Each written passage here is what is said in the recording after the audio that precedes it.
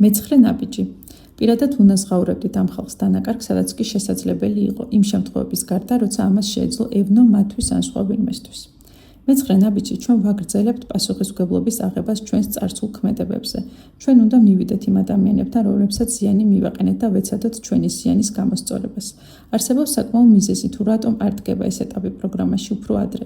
ვინაიდან ჩვენი მიზანი ზიანის დამატება კი არა, არამედ ურთიერთობების გაუმჯობესება, უნდა ვიყოთ საკმარისად შეცვლილნი, რათა წარმატებით შევძლოთ ზიანის ანაზღაურება.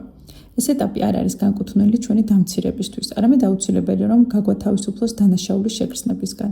ამ გზით ჩვენ საკუთარ თავსაც ვპატიობთ წარსულისთვის, რათა უკეთესად ვიცხოვროთ დღეს. ზიანის ანაზღაურება ნიშნავს რაიმე შეცვლას ან გაუმჯობესებას, ან შეცდომის გამოსწორებას. ზიანის გამოსწორება მხოლოდ ბოდიშის მოხდას არ ნიშნავს, თუმცა ბოდიში შეიძლება მისი ნაწილი იყოს. ზიანის გამოსწორებას ვახდენთ ჩვენი ქცევის შეცვლით. ვიყენებთ სხვადასხვაგვარ ქცევას ჩვენს გარშემო მყოფი ადამიანების მიმართ. ზიანის ანაზღაურების პროცესში ვცდილობთ ვიყოთ თავმდაბალი, თავაზიანი, ტაქტიანი და გონივრული. ამ გზით არ ხვდებით სხვებისთვის ფეხის საწმენდი. ზოგჯერ ზიანის გამოსწორება მოითხოვს დროს, ან ფულს და არა მხოლოდ სიტყვებს. თუ ჩვენი სახელი არის ჩვენივე მერვე ნაბიჯის სიაში, შესაძლოა ჯერ საკუთარ თავთან მოგვიხდეს ზიანის გამოსწორება, სანამ წინ წავალთ. პროგრამაში შემოსვლით უკვე გადავდგით პირველი ნაბიჯი, მაგრამ საკუთარ თავთან შემდგომი ზიანის გამოსწორება ხდება მაშინ, როდესაც ვირჩევთ ჯანსაღი ცხოვრების წესს. ნაბიჯებზე მუშაობისას ვიზრდებით თვითპატივისცემასა და თვითშეფასებაში. ვიწყებთ საკუთარი თავის მიღებას და ვანვითარებთ სწორ დამოკიდებულებას, რომ შევძლოთ შეცდომების გამოსწორება სხვებთან მიმართებით. ჩვენ არ გადავავადებთ შეცდომების გამოსწორებას. პირველი ნაბიჯიდან მერვე ნაბიჯამდე მუშაობის შედეგად ვიცით, რომ მზად ვართ და სწორედ მაშინ დგება მოქმედების დრო. თუ რაიმე ეჭვი გაგვიჩნდა, რომ შესაძლოა ზარალის გამოსწორება ადრესატისთვის ან სხვებისთვის ზიანის მომტანი იყოს, ვესაუბრებით ადამიანს, რომელიც შეძლებს ობიექტური აზრის გამოხატვას. მაგალითად, სპონსორს ან იმ ადამიანს, ვისთანაც გავაკეთეთ მეხუთე ნაბიჯი. ჩვენ არ ვაყოვნებთ ზიანის გამოსწორებას, თუ გადადების ობიექტური მიზეზი არ გვაქვს. არ გვიწევს ბოდიშის მოხდა იმ ფიქრებისა თუ გრძნობებისთვის, რომლებიც სხვების მიმართ გვქონდა. ისინი სინამდვილეში მხოლოდ ჩვენ გვაზიანებდნენ, თუ ამ გრძნობებზე დაყრდნობით არ გვიმოქმედია. მაგრამ თუ მოგქცეულობთ მათი გავლენით, შესაძლოა მართლაც გვმართებდეს შეცდომის გამოსწორება. მეორეს მხრივ, ჩვენ არ ყვაყმანობთ გამოვასწოროთ ისეთი ზიანი, რომელიც ჩვენი აზრით სხვებისთვის უმნიშვნელო შეიძლება ჩანდეს. თუ ვგრძნობთ, რომ გვაქვს ზიანის გამოსწორების საჭიროება და დარწმუნებულები ვართ, რომ ეს არავის დააზიანებს, ეს ჩვენივე სიმშვიდვისთვის უნდა გავაკეთოთ. ჩვენ ამ ნაბიჯს არ ვდგამთ ნაჩქარევად, საჭიროა სათანადო ფიქრი და დაგეგმა. არ აქვს მნიშვნელობა საიდან დავიწყებთ. შესაძლებელია დავიწყოთ რთული ზიანის გამოსწორებით ან პირიქით ადვილების გამოსწორებით. უნდა დავგვეგოთ სად და როდის შევხვდებით ერთმანეთს, რათა თავიდან ავიცილოთ შეფერხება და ასევე ვიფიქროთ, რას ვიტყვით, რომ არ დავადანაშაულოთ ისინი. უმჯობესია ჩვენი ანაზღაურება იყოს მარტივი და თავი ავარიდოთ უამრავ ახსნა განმარტებას. ამის ნაცვლად ვთქვათ, რა გავაკეთეთ, რამაც მათ ზიანი მიაყენა და როგორ ვაპირებთ მის გამოსწორებას. ხშირად სასარგებლოა ზიანის გამოსწორებამდე გარკვეული დრო მიუძღვნათ ლოცვასა და მედიტაციას, რათა ვუზრუნველყოთ ყველასთვის სასარგებლო შედეგი. ჩვენ ვაკეთებთ ზიანის გამოსწორებას ისე, რომ არ ველით იგივე პასუხს მეორე მხრიდან.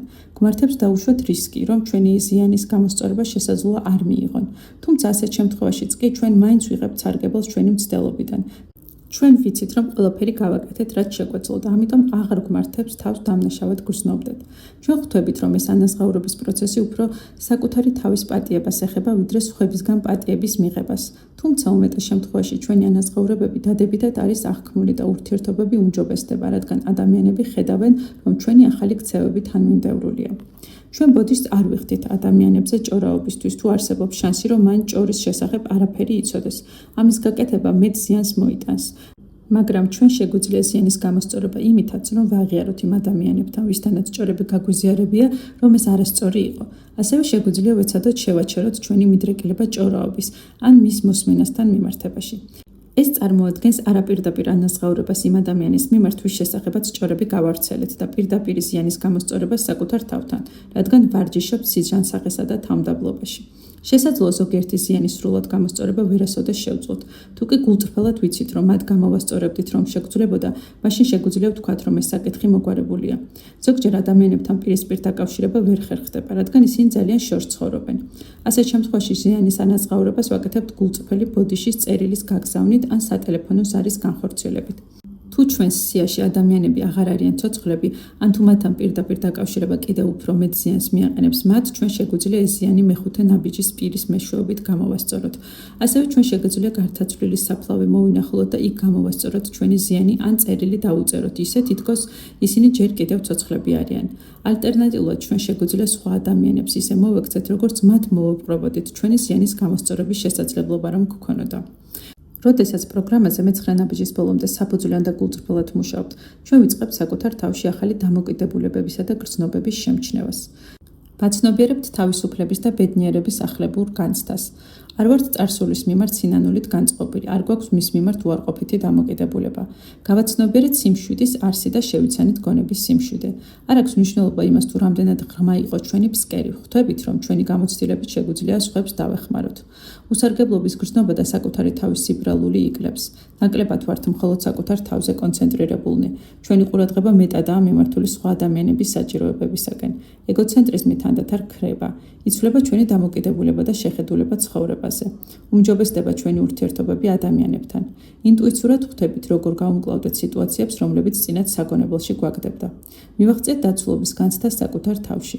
გავაცნობიერეთ, რომ ღმერთი აკეთებს ჩვენთვის იმას, რის გაკეთებას ჩვენ თავად ვერ შევძელით. ეს დებულებების საფუძვლად უდევს ანონიმური ემოციონალების 12 დაპირებას. თავიდან შეიძლება იდეალისტურად, გადამეტებულად ან ექსტრავაგანტულად მოეჩვენოთ, მაგრამ ეს ნამდვილად შესაძლებელია. ჩვენ შეხვედრებზე ვხედავთ, როგორ იქცევა ეს დაპირებები რეალობად ჩვენ გარშემო მყოფ ადამიანებში.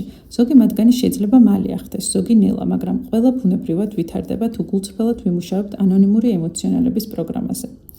ვაცნობიერებთ რა ამ პროგრამის მრავალ სარგებელს გვიჩნდება სურვილი შევინარჩუნოთ პიროვნული ზრდა. ამისათვის კი გადავდივართ მე-10, მე-11 და მე-12 ნაბიჯებზე.